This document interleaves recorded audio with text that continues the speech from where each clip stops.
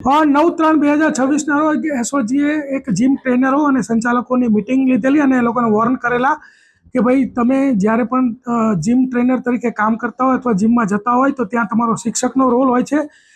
કોઈ પણ પરિણીત કે અપરિણીત મહિલાની જ્યારે તમે નજીક રહેતા હોય ત્યારે તમારે એમની સાથે કોઈ પણ સંબંધો બનાવવાની કોશિશ કરવાની નથી.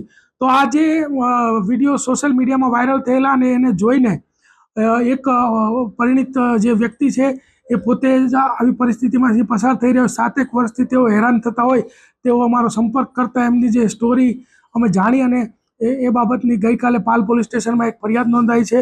ફરિયાદની વિગત એવી છે કે આજથી 7 વર્ષ પહેલાં આ વ્યક્તિ છે એમના જે પત્ની છે એ સિટી લાઇટ એરિયામાં પૂજા L1 કરીને જે જીમ હતું ત્યાં જતા હતા અને એ દરમિયાનમાં આ જે વ્યક્તિ છે શબ્બીર અસગર ટ્રંકવાલા એની સાથે સંપર્ક થયો. ત્યારબાદ એમની નજદીકી વધી અને ત્યારબાદ આ વ્યક્તિ વારે ઘડીએ આ જે આગેર છે એના ઘરની આજુબાજુ, આ મહિલાના ઘરની આજુબાજુ એથર જે એનું બાઇક છે લઈને ફરતો હતો.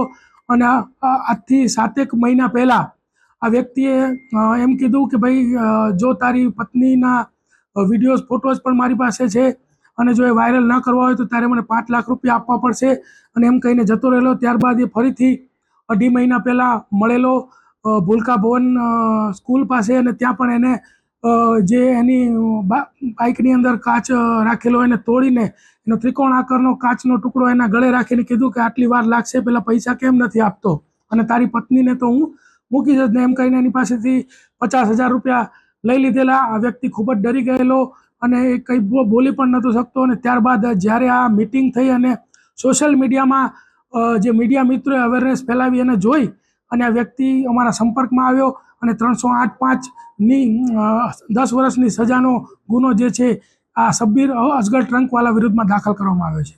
અન્ય જીમ સંચાલકો અને ટ્રેનરો સાથે શું હશે? અન્ય જીમ સંચાલકો અને ટ્રેનરોને અગાઉ પણ અમે વોર્નિંગ આપેલી હતી અને હજી પણ અમે વોર્નિંગ આપીએ છીએ કે તમે શિક્ષક તરીકેનો તમારો રોલ છે એ જ નિભાવો. તમે તમારા કોડ ઓફ કન્ડક્ટમાં જ એવું છે કે તમારે કોઈ પણ વ્યક્તિ જે જીમ કરવા આવે છે એની સાથે કોઈ પણ પર્સનલ રિલેશન કે પર્સનલ મેસેજીસ આપણે કરવાના, સંબંધો રાખવાના નથી.